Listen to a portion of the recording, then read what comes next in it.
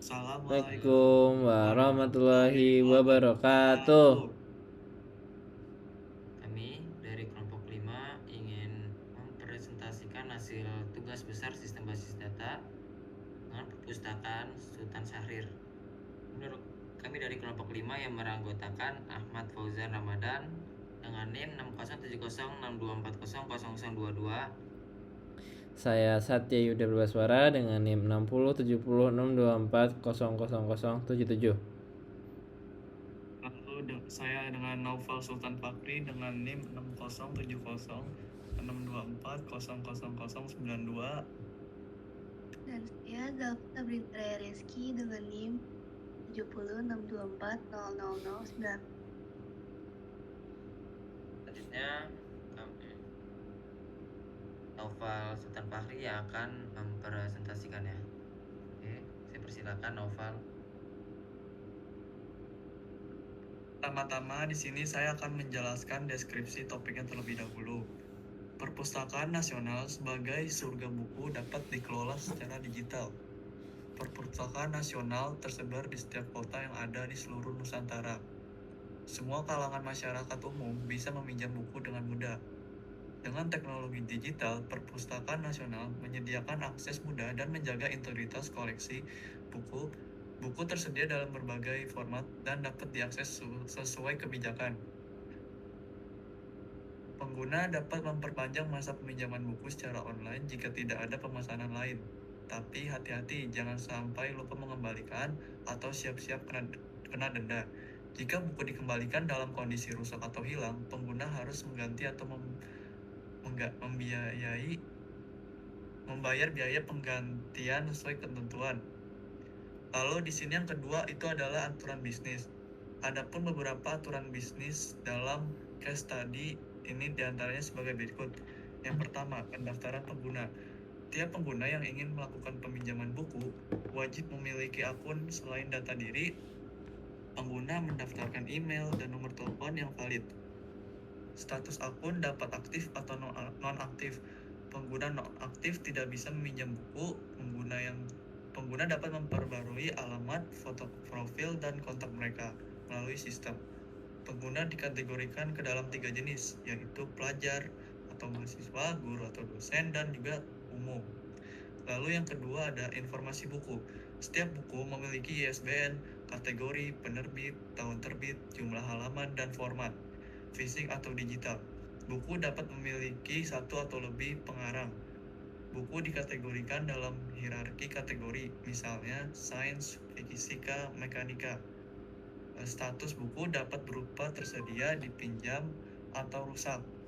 Setiap eksemplar buku memiliki kode unik, lokasi rak, kondisi, tanggal pengadaan, dan sumber pengadaan. Sumber pengadaan bisa berasal dari pengadaan yang memang dilakukan oleh pihak perpustakaan, sumbangan masyarakat, maupun hasil buku yang hilang atau rusak setelah dipinjam. Lalu yang ketiga, penyimpanan buku. Buku disimpan dalam rak yang berada dalam lokasi perpustakaan tertentu. Setiap rak memiliki kapasitas maksimum untuk menyimpan eksemplar buku. Rak dikelompokkan berdasarkan kategori buku yang disimpan. Buku digital hanya dapat diakses melalui aplikasi perpustakaan dengan batas waktu baca. Setiap lokasi perpustakaan memiliki jam operasional dan kapasitas pengunjung. Lalu boleh di next nanti ke bawah dikit. Peminjaman buku. Pengguna hanya dapat meminjam buku jika status akun aktif dan tidak memiliki denda tertunggak.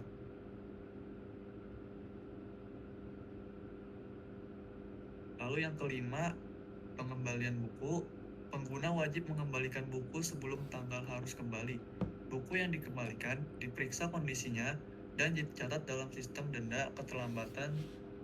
Dengan sistem denda keterlambatan berlaku sebagai berikut: 2.000 per hari, 2.000 per hari dan per buku untuk mahasiswa atau pelajar. Lalu 5.000 per hari dan per buku untuk dosen atau guru dan juga umum. Lalu yang keenam itu ada denda. Jika buku dikembalikan dalam kondisi rusak atau hilang, pengguna harus mengganti atau membayar biaya penggantian sesuai harga buku atau mengganti dengan buku yang sama. Denda tambahan dapat dikenakan berdasarkan tingkat kerusakan buku. Pengguna tidak dapat melakukan peminjaman baru sebelum menyelesaikan pembayaran denda. Yang ketujuh, ada pembayaran denda. Denda dapat dibayarkan melalui transfer bank, e-wallet, atau pembayaran langsung di perpustakaan. Setiap pembayaran denda harus terverifikasi oleh admin perpustakaan sebelum pengguna dapat meminjam lagi. Pengguna yang memiliki tunggakan denda lebih dari 50.000 akan diblokir hingga denda selesai. Lalu yang ke-8 ada pengarang dan penerbit. Setiap buku dikaitkan dengan satu atau lebih pengarang dan penerbit. Pengarang memiliki informasi lengkap termasuk negara asal dan spesialisasi. Penerbit menyimpan informasi alamat, email, website, dan nomor telepon. Data penerbit digunakan untuk melacak sumber pembelian buku dan pengadaan katalog baru. Lalu yang ke-9 ada pengguna yang terlambat mengembalikan buku. Pengguna yang terlambat mengembalikan buku lebih dari 30 hari akan dibekukan akunnya. Jika pengguna menghilangkan lebih dari 3 buku dalam 1 tahun, keanggotaan akan dicabut sementara. Lalu yang ke-10 adalah evaluasi dan pengembangan.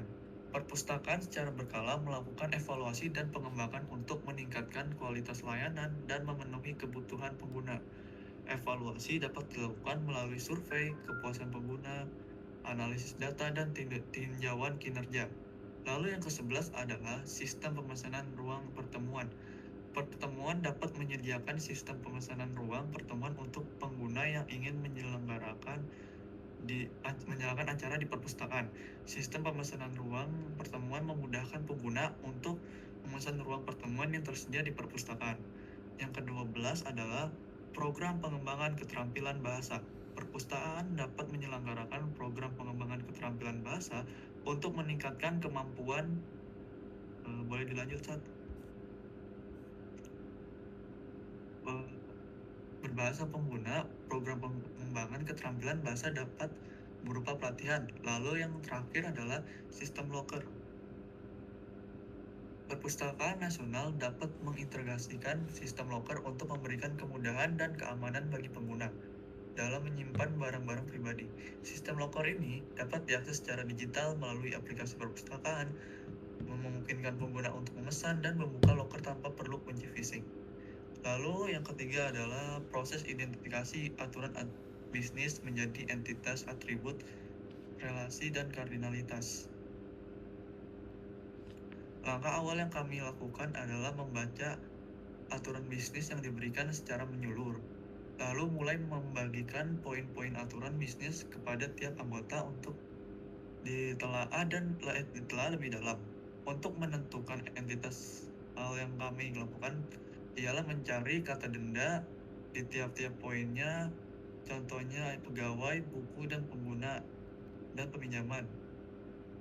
Kami juga menggunakan disjoin dari pengguna ke umum, guru atau dosen, pelajar, dan pegawai. Kami juga menggunakan overlapping di peminjaman, program pengembangan, pemesanan ruang, dan akses loker untuk menentukan atribut masing-masing entitas. Kami dapat dari membaca dari data detail dari kata benda yang kami dapatkan.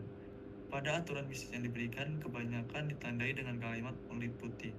Relasi dan kardinalitas sendiri kami tentukan berdasarkan kalimat-kalimat kerja dari masing-masing poin. Berikut adalah aturan-aturan bisnis yang tertera dalam case study ini. Yang pertama itu identifikasi entitas. Entitas merujuk pada objek, konsep, atau benda yang dapat diidentifikasi secara unik dan relevan dengan sistem yang sedang dirancang. Entitas mewakili sesuatu yang memiliki keberadaan independen dan dapat dibedakan dari objek lain. Berikut adalah entitas yang kami gunakan, yaitu ada entitas pengguna, entitas umum, entitas guru atau dosen, entitas pelajar, dan entitas pegawai. Lalu ada juga entitas sistem, entitas buku, entitas peminjaman, entitas program pengembangan, entitas pemesanan ruang, entitas akses loker, entitas rak, entitas status peminjaman, entitas jadwal, entitas cek keuangan, entitas check locker, entitas denda, entitas resi program, entitas resi ruangan, entitas resi locker. Lalu yang terakhir adalah entitas metode pembayaran. Yang kedua adalah mengidentifikasi atribut setiap entitas.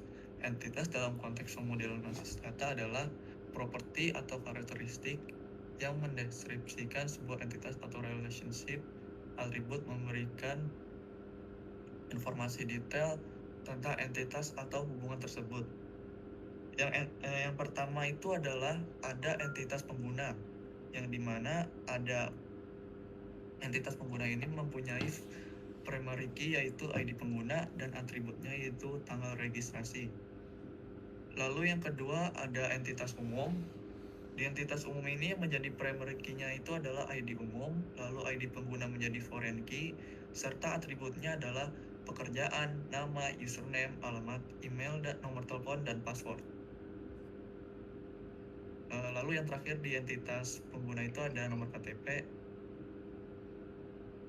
Lalu selanjutnya ada guru atau dosen. Nah, di entitas guru atau dosen ini yang menjadi primary key-nya itu adalah ID guru dosen. Lalu yang menjadi foreign key-nya itu adalah ID pengguna.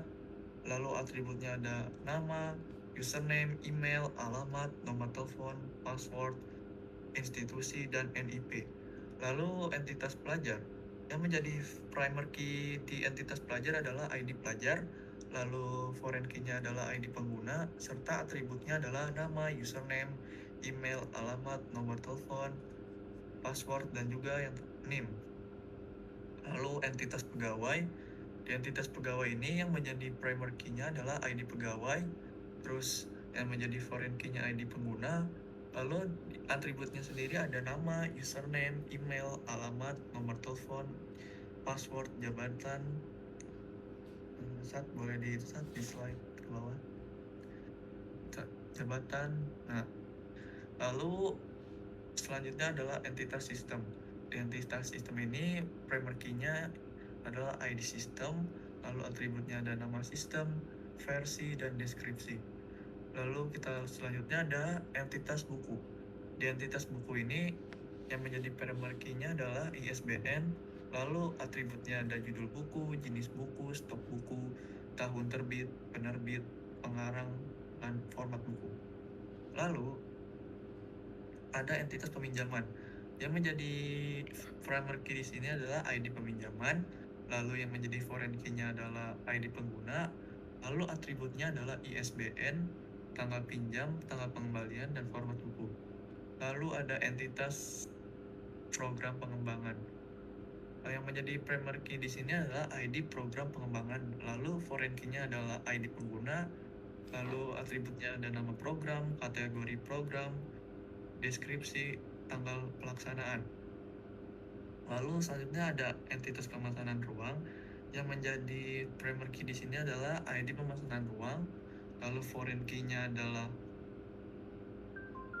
ID pengguna, lalu atributnya adalah nama lengkap, lalu ada nomor telepon di atributnya, lalu nama, nomor ruangan, tanggal pemesanan, jam mulai, jam selesai, keperluan pemakaian, status pemesanan, dan syarat ketentuan.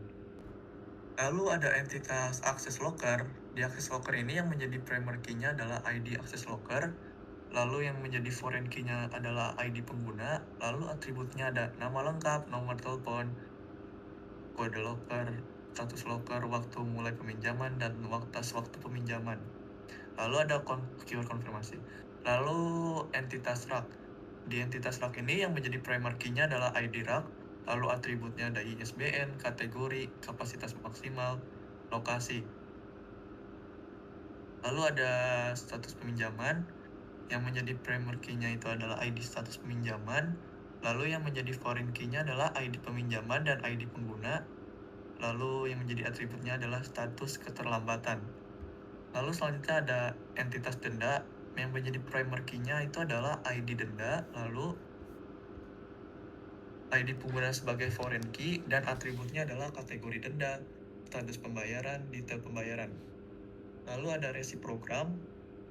yang dimana yang menjadi primary key di sini adalah ID program dan ID jadwal sebagai foreign key, dan atributnya adalah nama program dan tanggal pelaksanaan. Lalu ada entitas jadwal yang dimana ID jadwal sebagai primary key dan ID program sebagai foreign key, dan atributnya adalah ketersediaan jadwal. Lalu ada entitas ruangan yang dimana ID ruangan sebagai primary key dan ID pemesanan ruang sebagai foreign key. Lalu atributnya adalah ketersediaan ruangan dan status ruangan.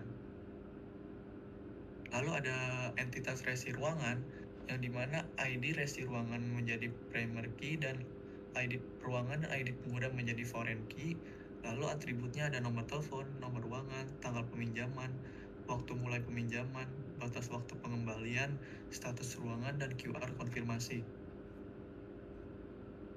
Lalu selanjutnya ada entitas locker yang dimana entitas locker ini mempunyai primary key yaitu ID locker dan mempunyai foreign key yaitu ID access locker. Lalu atributnya itu adalah ketersediaan locker. Lalu ada entitas resi locker yang dimana primary key-nya itu adalah ID resi locker, lalu ID locker dan ID pengguna sebagai foreign key.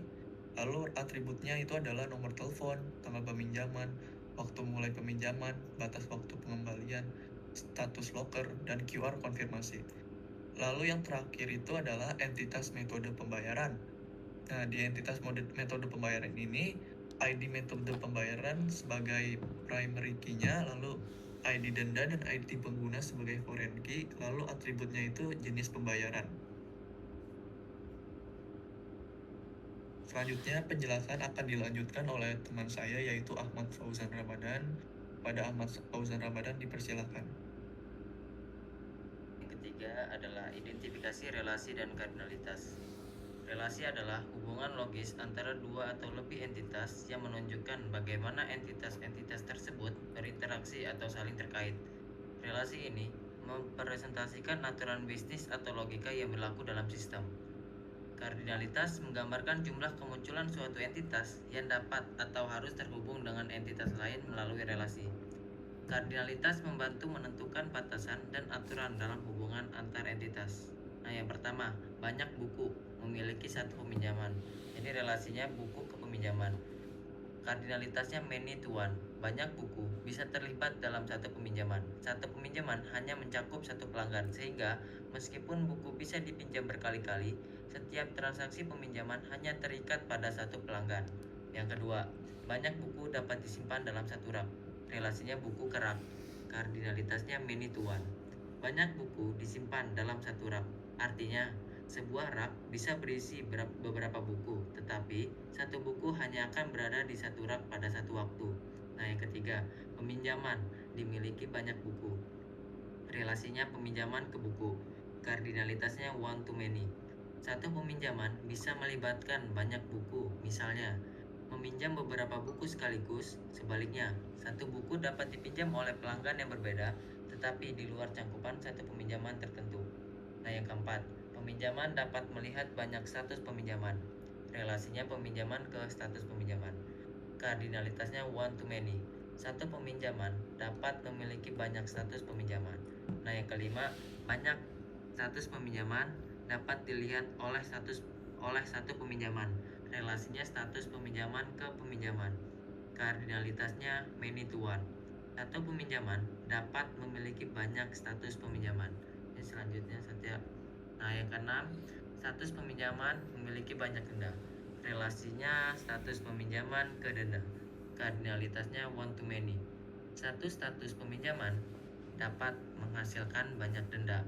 Yang ketujuh, banyak denda dapat dimiliki satu status peminjaman. Relasinya denda ke status peminjaman. Kardinalitasnya many to one. Jadi banyak denda bisa terkait dengan satu status peminjaman. Yang ke-8, denda data memiliki banyak metode pembayaran. Relasinya denda ke metode pembayaran. Kardinalitasnya one to many. Jadi satu denda dapat dilunasi menggunakan berbagai metode pembayaran. Yang ke-9, banyak metode pembayaran dapat dimiliki oleh satu denda.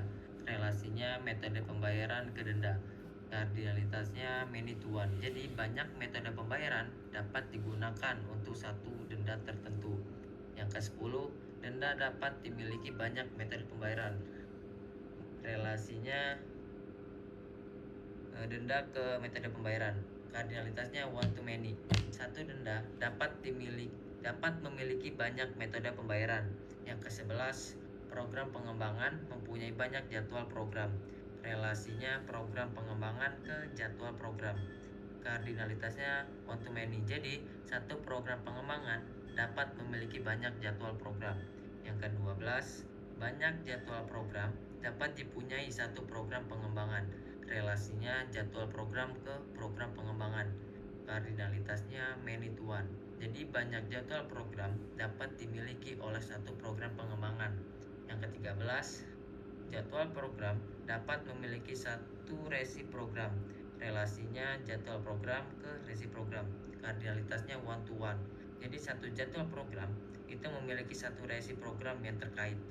Selanjutnya yang ke-14, resi program dapat memiliki satu jadwal program. Relasinya resi program ke jadwal program. Kardinalitasnya one to one. Jadi satu resi program hanya terkait dengan satu jadwal program itu. Yang ke-15, pemesanan ruang dapat melihat banyak ruangan. Relasinya pemesanan ruang ke ruangan. Kardinalitasnya one to many. Jadi satu pemesanan ruang dapat melibatkan beberapa ruangan. Yang ke-16, banyak ruangan dapat dilihat oleh satu pemesanan ruangan. Jadi relasinya ruangan ke pemesanan ruangan. Kardinalitasnya many to one. Jadi banyak ruangan dapat terhubung dengan satu pemesanan ruang tertentu. Yang ke-17, ruangan dapat memiliki banyak resi ruangan. Relasinya ruangan ke resi ruangan. Kardinalitasnya one to many. Jadi satu ruangan itu dapat memiliki beberapa resi ruangan. Yang ke-18, banyak resi ruangan dapat dimiliki satu ruangan. Jadi relasinya resi ruangan ke ruangan. Kardinalitasnya many to one. Banyak resi ruangan dapat merujuk pada satu ruangan yang sama. Yang ke-19, akses loker dapat melihat banyak loker. Relasinya akses loker ke loker. Kardinalitasnya one to many. Jadi satu akses loker dapat memungkinkan pengelolaan banyak loker. Yang ke-20, banyak loker dapat dilihat satu akses loker. Relasinya loker ke akses loker.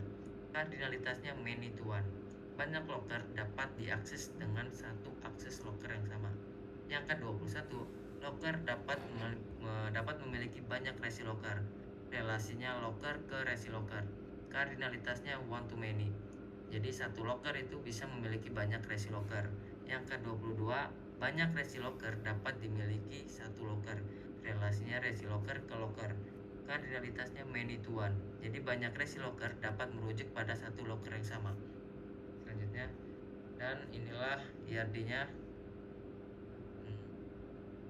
Boleh di zoom sedikit. Oke. Jadi di sini ada entitas pengguna. Nah, entitas pengguna ini dia disjoin dengan entitas umum, entitas guru dosen, entitas pelajar, dan entitas pegawai.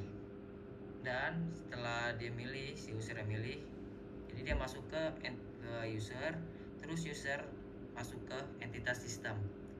Nah, sistem ini terdiri atas beberapa fitur. Yang pertama peminjaman, terus yang kedua program pengembangan, yang ketiga pemesanan ruang, dan yang terakhir akses loker.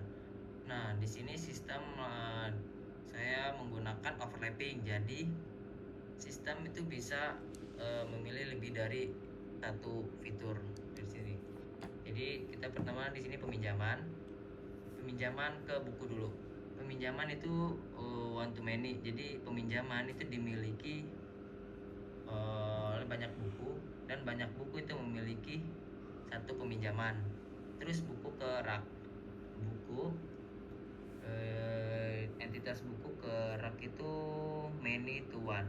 Jadi entitas buku itu disimpan oleh satu rak, dan entitas satu rak itu menyimpan banyak buku. Selanjutnya ini ke peminjaman ke status. Peminjaman status itu one to many. Jadi peminjaman itu bisa melihat banyak status, dan status itu dilihat oleh satu peminjaman. Dan status ke denda one to one. Jadi status itu memiliki denda dan denda itu dimiliki oleh status. Juga ini selanjutnya denda ke metode pembayaran. Denda ke metode pembayaran tuh one to many. Jadi satu denda itu memiliki banyak metode pembayaran, dan banyak metode pembayaran itu dimiliki oleh satu denda. Selanjutnya kita ke entitas program pengembangan. Entitas program pengembangan itu mempunyai relasi ke jadwal. Jadi program pengembangan itu mempunyai banyak jadwal, dan jadwal itu dipunyai oleh satu program pengembangan. Selanjutnya jadwal ke resi program itu one to one. Jadi jadwal itu memiliki satu resi program, dan resi program itu dimiliki oleh satu jadwal. Selanjutnya kita ke entitas pemesanan ruang di sebelah program pengembangan. Di pemesanan ruang itu dia nyambung ke ruangan.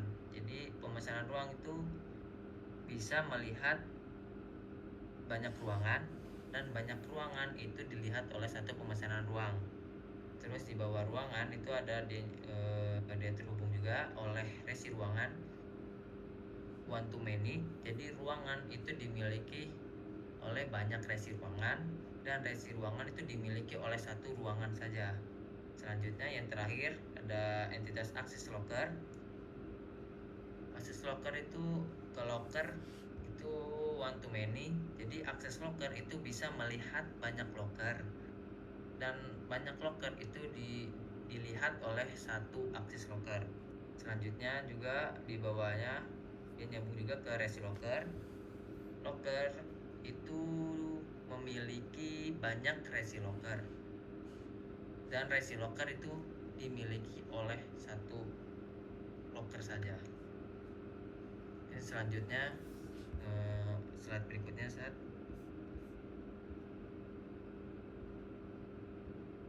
skema relasi.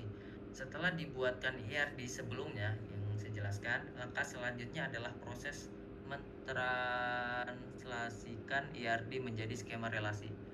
Proses mentranslasikan IRD menjadi skema relasi merupakan tahap penting dalam perancangan basis data. Proses ini bertujuan untuk mengubah representasi konseptual data dalam bentuk IRD menjadi model relasional yang dapat diimplementasikan dalam sistem manajemen basis data relasional R, atau bisa juga disingkat RDBMS. Setiap entitas dalam IRD diterjemahkan menjadi sebuah tabel. Atribut menjadi kolom, dan relasi antar entitas diwujudkan dalam bentuk foreign key. Selain itu, kardinalitas dan jenis relasi seperti one to one, one to many, many to many, atau many to one juga diperhatikan agar struktur relasi tetap sesuai dengan kebutuhan data yang diidentifikasinya. Proses ini memastikan bahwa integritas data tetap terjaga serta efisien dalam pengelolaan dan pengambilan data. Yang pertama, transformasi entitas menjadi tabel. Di sini entitas pengguna ada primary key yaitu ID pengguna, dan atributnya tanggal registrasi. Terus entitas umum itu ada primary key-nya ID umum, foreign key-nya ID pengguna. Nah, ID pengguna adalah foreign key yang mengacu ke tabel pengguna. Kardinalitasnya many to one, karena banyak entitas di tabel umum dapat terhubung ke satu pengguna di tabel pengguna. Dan atributnya ada pekerjaan, nama, username, alamat, email, nomor telepon, dan password. Selanjutnya dan nomor KTP. Selanjutnya entitas guru dosen. Di sini ID guru dosen itu sebagai primary key. Foreign key-nya ada ID pengguna.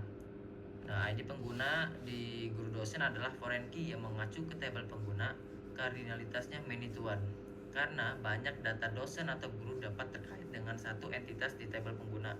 Atributnya ada nama, username, email, alamat, nomor telepon, password, institusi, dan NIP. Dan selanjutnya ada entitas pelajar. Di sini ID pelajar itu sebagai primary key dan ID pengguna sebagai foreign key. Nah, ID pengguna di pelajar itu adalah foreign key yang mengacu ke tabel pengguna. Kardinalitasnya many to one karena banyak data pelajar dapat terkait dengan satu entitas di tabel pengguna. Nah, atributnya juga ada nama, username, email, alamat, nomor telepon, password, dan terakhir name. Nah, selanjutnya ada entitas pegawai. Nah, di entitas pegawai di sini ada ID pegawai sebagai primary key dan juga ada ID pengguna sebagai foreign key. Yang mengacu itu ke tabel pengguna juga, kardinalitasnya many to one karena banyak pegawai itu dapat terkait dengan satu pengguna unik di tabel pengguna. Dan atributnya juga ada nama, username, email, alamat, nomor telepon, password, dan juga jabatan. Nah, terus selanjutnya ada entitas sistem. Di sini ID sistem itu sebagai primary key dan tidak ada foreign key-nya. Adanya ada atribut seperti nama sistem, versi, dan yang terakhir deskripsi. Terus di sini ada entitas buku. Nah, di sini entitas buku ISBN itu sebagai primary key-nya. Dan atribut-atributnya ada judul buku, jenis buku, stok buku, tahun terbit, penerbit, pengarang, format buku. Selanjutnya nah, itu aja. Dan selanjutnya ada entitas peminjaman. Di sini ID peminjaman itu sebagai primary key dan ID pengguna sebagai foreign key.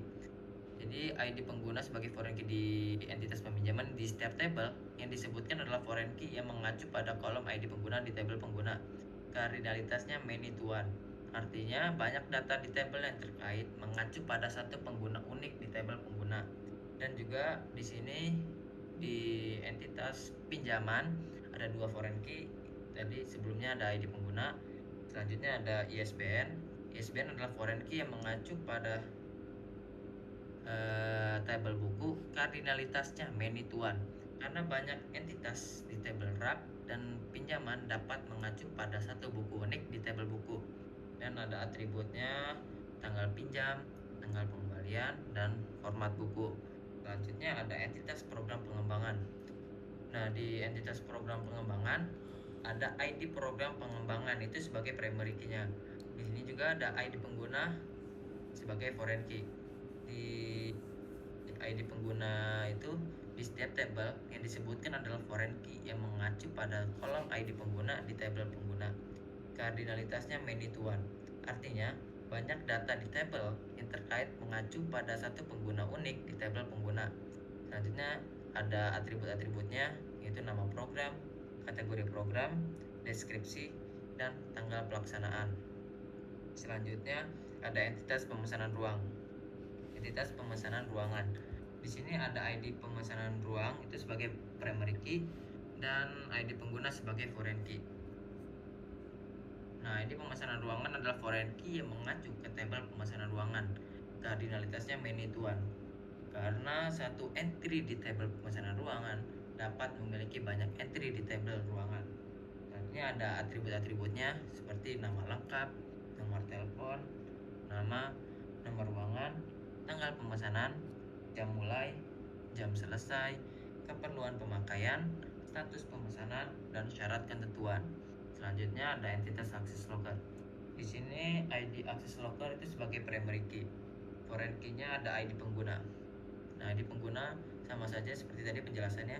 Di setiap tabel yang disebutkan adalah foreign key yang mengacu pada kolom ID pengguna di tabel pengguna. Kardinalitasnya many to one. Artinya banyak data di tabel yang terkait mengacu pada satu pengguna unik di tabel pengguna.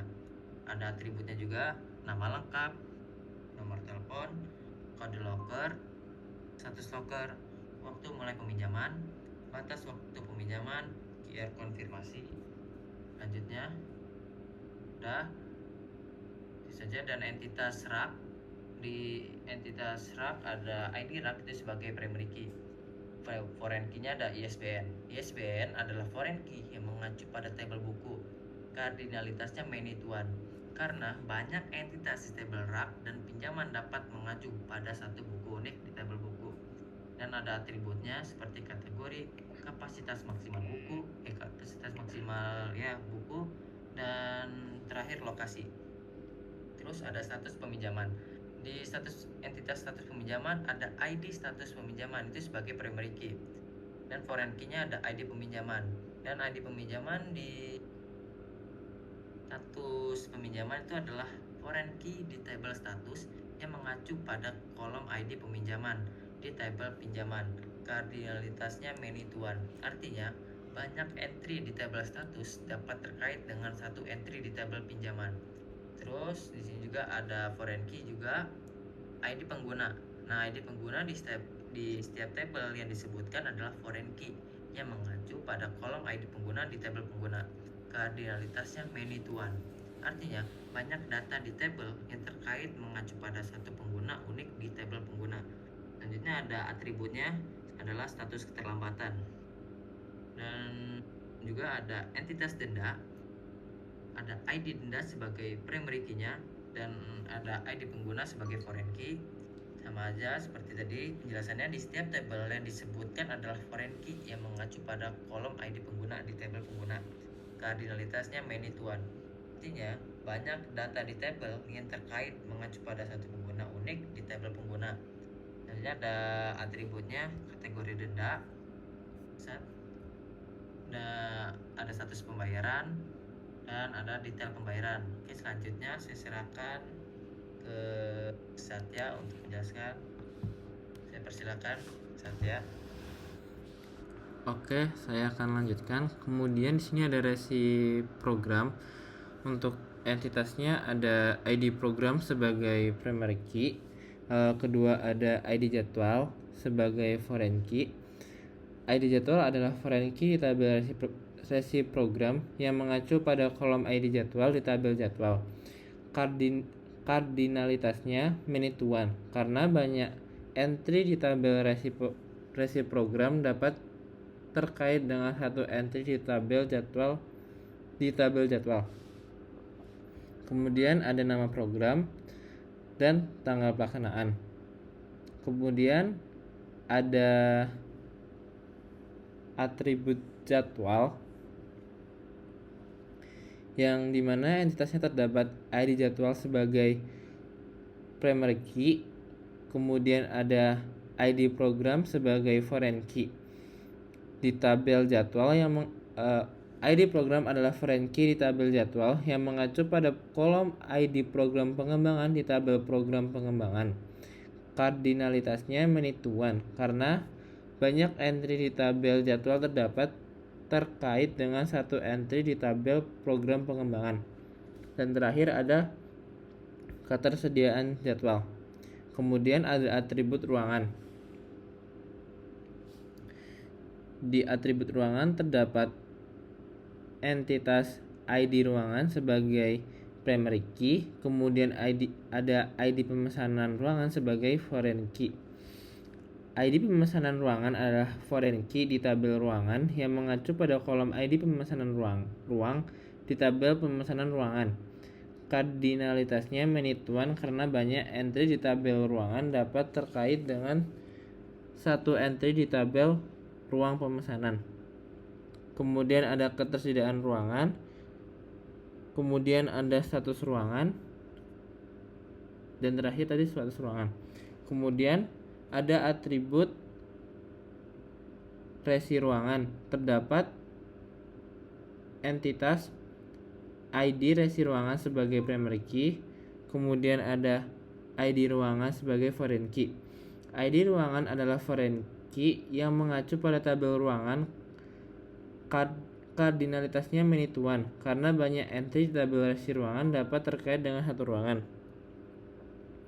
Kemudian ada ID pengguna sebagai foreign key dikarenakan di setiap tabel yang disebutkan adalah foreign key yang mengacu pada kolom ID pengguna di tabel pengguna. Kardinalitasnya many to one artinya banyak data di tabel yang terkait mengacu pada suatu pengguna untuk pengguna unik di tabel pengguna. Kemudian ada nomor telepon, nomor ruangan, tanggal peminjaman, waktu mulai peminjaman, batas waktu pengembalian, status ruangan, dan QR konfirmasi. Kemudian ada atribut locker. Di atribut locker terdapat entitas ID locker sebagai primary key, kemudian ada ID access locker sebagai foreign key. ID access locker adalah foreign key di tabel locker yang mengacu pada ID kolom access locker di tabel access locker. Kardinalitasnya many to one karena banyak entry di tabel locker dapat terkait dengan satu entry di tabel access locker. Dan terakhir ada entitas ketersediaan locker. Kemudian ada atribut resi locker yang dimana terdapat entitas ID resi locker sebagai primary key, kemudian ada ID locker sebagai foreign key dikarenakan mengacu ke tabel locker. Kardinalitasnya many to one karena banyak entry tabel resi locker dapat terkait dengan satu locker. Kemudian ada ID pengguna sebagai foreign key dikarenakan di setiap tabel yang disebutkan ada foreign key yang mengacu pada kolom ID pengguna di tabel pengguna. Kardinalitasnya many to one artinya banyak data di tabel yang terkait mengacu pada suatu pengguna unik di tabel pengguna. Kemudian ada nomor telepon, tanggal peminjaman, waktu mulai peminjaman, batas waktu pengembalian, status locker, dan QR konfirmasi. Kemudian ada atribut metode pembayaran. Di dalamnya terdapat entitas ID metode pembayaran sebagai primary key, kemudian ada ID denda sebagai foreign key. ID denda adalah foreign key yang mengacu ke tabel denda. Kardinalitasnya many to one karena banyak metode pembayaran dapat terkait dengan satu denda. Kemudian ada ID pengguna sebagai foreign key dikarenakan setiap tabel yang disebutkan adalah foreign key yang mengacu pada kolom ID di tabel pengguna. Kardinalitasnya many to one artinya banyak data di tabel yang terkait mengacu pada suatu pengguna unik di tabel pengguna. Terakhir ada jenis pembayaran.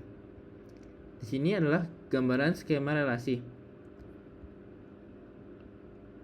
Di sini ada pengguna, terus di sini disjoin bisa memilih umum, guru atau dosen, pelajar, pegawai. Di sini terdapat tulisan primary, membedakan mana primary key dan mana foreign key-nya. Di sini juga sistem sebagai primary key. Di atribut buku ISBN sebagai primary key. Kemudian rak ada ID rak sebagai primary key dan ISBN sebagai foreign key.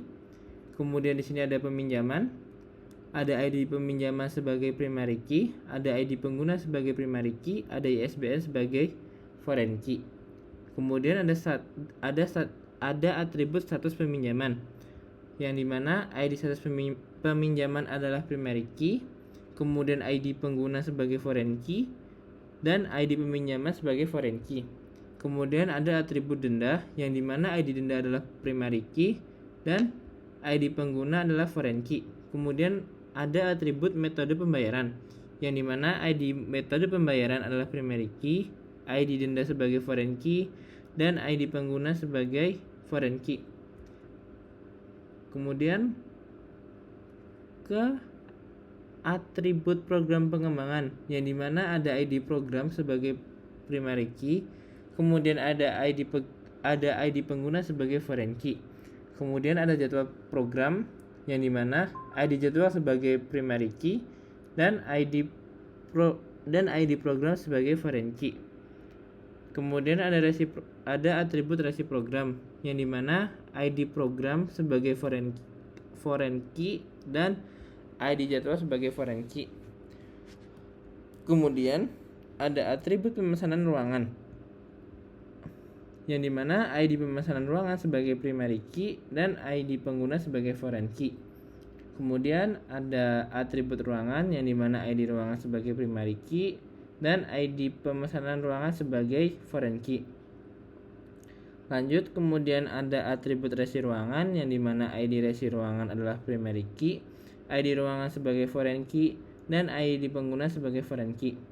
Kemudian ada atribut locker yang dimana ID access locker adalah primary key, ID pengguna sebagai foreign key. Kemudian ada atribut locker yang dimana ID locker sebagai primary key dan ID access locker sebagai foreign key. Dan terakhir ada resi locker yang dimana ID resi locker sebagai primary key, ID locker sebagai foreign key, dan ID pengguna sebagai foreign key.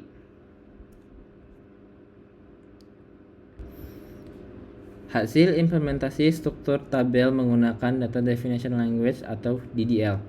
Setelah skema relasi dibuat, kami melakukan implementasi tabel-tabel dan relasi yang saling berhubungan dengan menggunakan SQL Data Definition Language. Dalam implementasi ini, kami membuat setiap tabel dengan memperhatikan tabel mana saja yang termasuk ke dalam tabel master dan tabel relasi. Berikut adalah beberapa implementasi yang sudah di-running dalam software XMPP. Yang pertama, kita membuat tabel pengguna. Di sini kita create tabel pengguna, terus kita membuat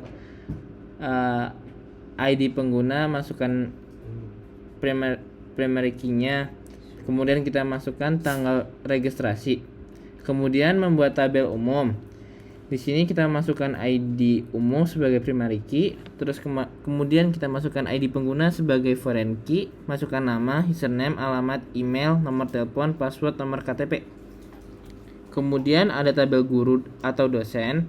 Kita membuat tabel guru dan dosen. Yang di dalamnya ada ID guru dosen sebagai primary key, ada ID pengguna sebagai foreign key, ada nama, username, email, alamat, nomor telepon, password, institusi, NIP, dan NIP. Kemudian ada tabel pelajar. Kita membuat tabel pelajar yang di dalamnya terdapat ID pelajar sebagai primary key, kemudian ada ID pengguna sebagai foreign key, ada nama, username, email, alamat, nomor telepon, password, NIM. Kemudian ada ID pegawai. Kita buat ID pegawai, di dalamnya terdapat ID pegawai sebagai primary key, kemudian ada ID pengguna sebagai foreign key, nama, username, email, alamat, nomor telepon, password, jabatan. Kemudian ada tabel sistem. Kita membuat tabel sistem yang dimana di dalamnya terdapat ID sistem sebagai primary key, ada nama sistem, versi, dan deskripsinya. Kemudian ada tabel buku. Kita membuat tabel buku yang di dalamnya ada ISBN buku sebagai primary key, judul buku, jenis buku, stok buku, tahun terbit buku, penerbit, pengarang, dan format buku. Kemudian ada tabel peminjaman. Kita membuat tabel peminjaman yang di dalamnya terdapat ID peminjaman sebagai primary key, ada ID pengguna sebagai foreign key, ada ISBN sebagai foreign key, ada ada pinjam, ada tanggal pengembalian, format buku. Di sini membuat tabel program pengembangan yang di dalamnya ada ID program pengembangan yang dimana primary key, kemudian ada ID pengguna sebagai foreign key, ada nama program, kategori program, deskripsi, dan tanggal pelaksanaan. Kemudian membuat tabel pemesanan ruangan yang di dalamnya terdapat ID pemesanan ruangan sebagai primary key, ada ID pengguna sebagai foreign key, nama lengkap, nomor telepon, nama, nomor ruangan, tanggal pemesanan, jam mulai, jam selesai, keperluan pemakaian, status pemesanan, dan syarat ketentuan. Kemudian ada tabel access locker. Kita membuat tabel access locker yang dimana di dalamnya ada ID access locker sebagai primary key, ada ID pengguna sebagai foreign key, nama lengkap, nomor telepon, kode locker, status locker, waktu mulai peminjaman, batas waktu peminjaman, dan QR konfirmasi. Kemudian kita membuat tabel rak yang di dalamnya terdapat ID rak sebagai primary key, ada ISBN sebagai foreign key, kategori, kapasitas maksimal, dan lokasi.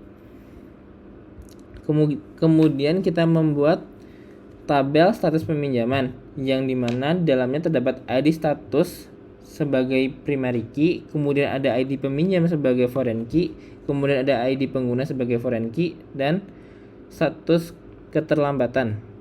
Kemudian kita membuat tabel denda yang dimana di dalamnya terdapat ID denda sebagai primary key, kemudian ada ID pengguna sebagai foreign key, kategori denda, status pembayaran, dan detail pembayaran. Kemudian kita membuat tabel resi program yang dimana di dalamnya terdapat ID program sebagai primary key, ada ID jadwal sebagai foreign key, nama program, dan tanggal pelaksanaan.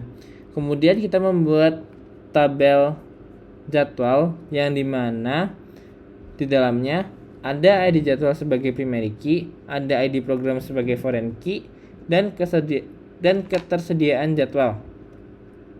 Kemudian kita membuat tabel ruangan yang dimana di dalamnya terdapat ID ruangan sebagai program, ID ruangan sebagai primary key, ID pemesanan ruangan sebagai foreign key, ketersediaan ruangan, dan status ruangan.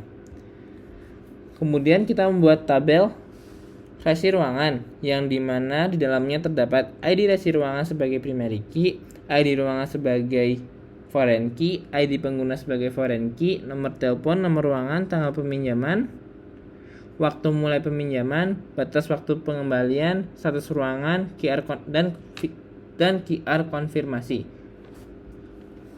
Selanjutnya akan dijelaskan oleh teman saya yaitu Zelva.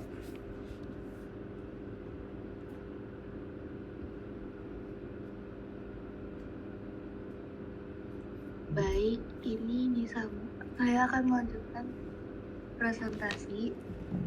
Jadi di sini di tabel selanjutnya kita akan membuat locker. Di tabel locker sama seperti sebelum-sebelumnya dengan query create table locker dengan ID locker sebagai primary key dan ID access locker sebagai foreign key.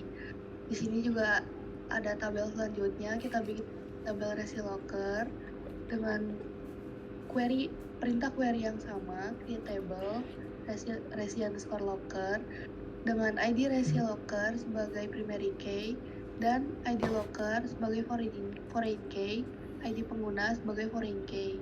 Oke, selanjutnya setelah membuat di sini masih ada satu lagi ketinggalan, membuat tabel metode pembayaran dengan query yang sama dengan ID metode pembayaran sebagai primary key, ID denda, dan ID pengguna sebagai foreign key. Setelah membuat tabel-tabel yang tadi, kita akan memasukkan data dummy-nya. Di sini tabelnya berisikan 35 data dan tabel relasinya berisikan 100 data. Yang pertama dari tabel pengguna dengan menggunakan query insert into nama data yang mau dimasukkannya, values, isi data dummy-nya. Dan itu berlaku juga ke tabel yang kedua, yaitu tabel umum, dan seterusnya juga sama. Kayak seperti tabel guru atau dosen, insert into nama tabel guru atau dosen, lalu nama datanya, ID pengguna, nama, username, email, alamat, nomor telepon, password, intuisi, NIP, values, isinya. Di sini seperti contohnya dengan ID pengguna 101, nama Dr. Levi Akraman, username Levi, email levi.unit.edu, alamat Jalan Universitas Pegawai nomor 1 dengan nomor telepon 0816 78 90 12 34 dengan password Akraman Lean dan intuisi Universitas Pengintai NIP 22801. Dan ini berlaku query tabel yang lainnya dengan menggunakan query insert into. Dari situ menggunakan query insert into, nama tabelnya apa, lalu data-datanya yang mana aja, lalu values-nya, isinya mau diisi dengan data apa. Di sini kita udah memasuk data dummy dari tabel pelajar, tabel pegawai. Selanjutnya ada tabel sistem juga, tabel buku, tabel peminjaman, dan sampai tabel terus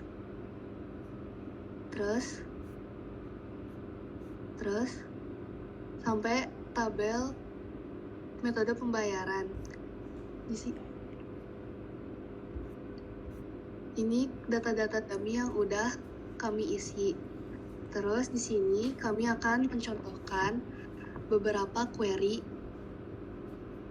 Di sini ada yang pertama, query max. Caranya max jumlah paling tinggi. Misal di sini select judul buku, stok buku dari tabel buku di mana stok buku sama dengan. Nah, di sini kita kasih tahu kalau di sini kita mau mengambil nilai maksimal dari stok buku dari tabel buku. Maka inputannya akan seperti ini. Di sini ketahuan judul bukunya pemrograman dasar dan stok bukunya 10. Lalu di sini juga ada contoh lain dari mengetahui nilai maksimum dengan query select nilai maksimum dari tanggal pinjam sebagai tanggal peminjaman terbaru. Ini kita definisikan sebagai tanggal peminjaman terbaru dari tabel pinjaman. Maka yang akan seperti ini.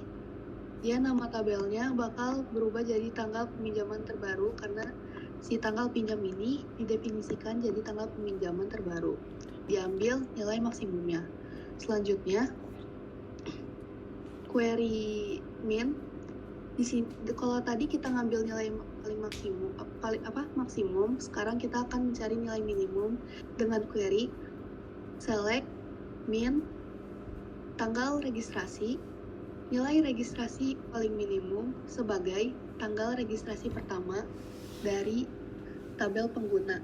Sama seperti nilai maksimum tadi, bedanya kita mencari nilai minimum, maka tampilannya akan seperti ini, tanggal registrasi pertama. Di sini diketahui dari tabel yang kita bikin tahun 2024 tanggal 1 bulan 1. Terus ada contoh lain. Select nilai minimum jam mulai sebagai jam paling pagi dari pemesan ruangan. Hasilnya bisa diketahui jam paginya jam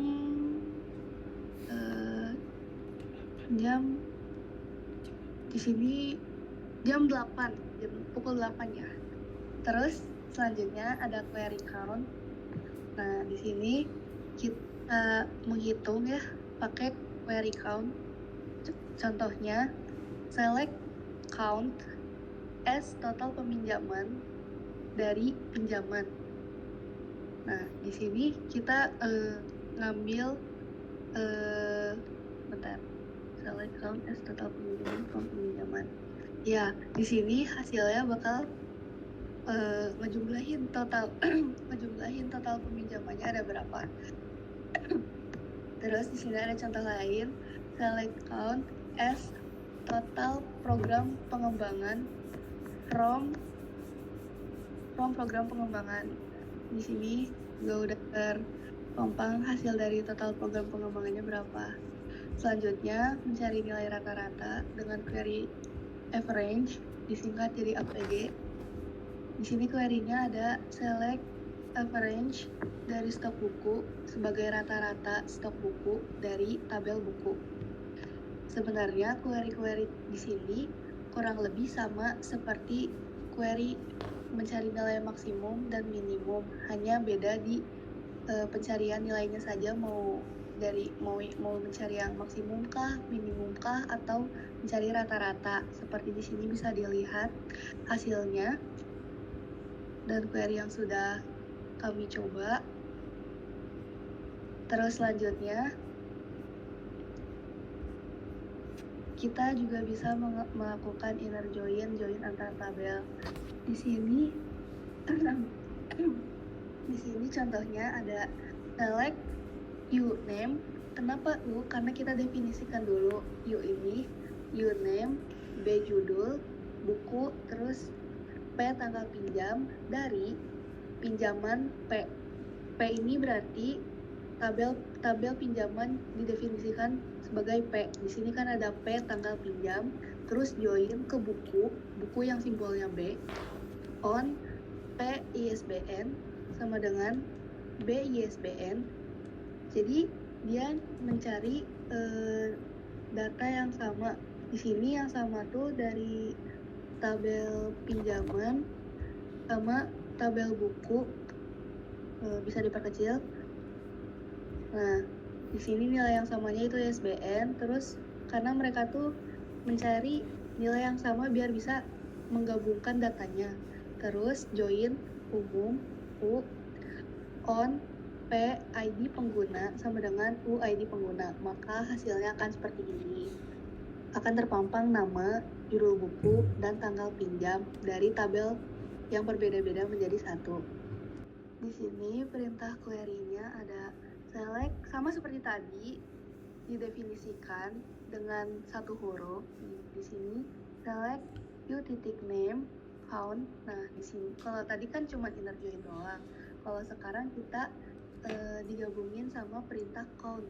Kita mau meminjam kita mau menjumlahkan ID peminjaman di sini karena kita ingin mengetahui total peminjamannya berapa. Jadi select Q name count ID peminjaman S total peminjaman, terus D kategori denda dari from umum U, umum sebagai U, inner join pinjaman sebagai P, on U ID pengguna sama dengan P ID pengguna, inner join denda sebagai D, on U ID pengguna sama dengan D ID pengguna, group by U ID pengguna, U nama, D kategori denda.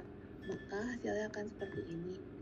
Dan di sini kebetulan total peminjamannya sama ya, semuanya satu karena data dummy yang dimasukinnya enggak, ini ada dua ya, Budi Hartono. Nah, kurang lebih kayak gini tampilannya. Udah cukup penjelasan dari saya.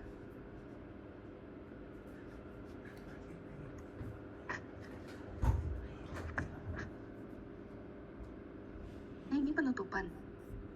Sekian dari kami. Kurang lebihnya mohon maaf. Wassalamualaikum warahmatullahi wabarakatuh.